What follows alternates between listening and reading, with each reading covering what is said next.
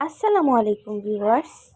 আজকে তোমাদের সাথে একটি এনার্জি শেকের রেসিপি শেয়ার করছি। সামনেই রমজান, সারাদিন রোজা রেখে যদি ইফতারে এরকম একটি মজাদার এনার্জি শেক থাকে তাহলে কেমন হবে বলো তো? এটা বানানোর জন্য প্রথমেই আমাদের লাগছে কলা। এখানে আমি 4টা বড় সাইজের কলা নিয়েছি।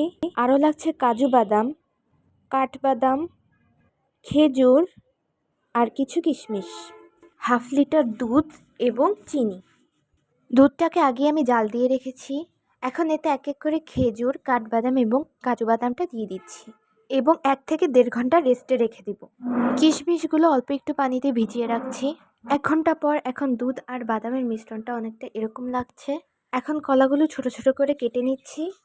এরপর একটা ব্লেন্ডারে দুধের মিশ্রণ এবং কলাটা দিয়ে দিচ্ছি। এরপর দিচ্ছি পরিমাণ মতো চিনি। এই তো এখন সব কিছু ভালোভাবে ব্লেন্ড করে নিলে আমাদের মজাদার এনার্জি শেক একদম রেডি। ভিডিওটা ভালো লাগলে অবশ্যই লাইক, কমেন্ট এবং শেয়ার করে দিও। আজকের জন্য আল্লাহ হাফেজ।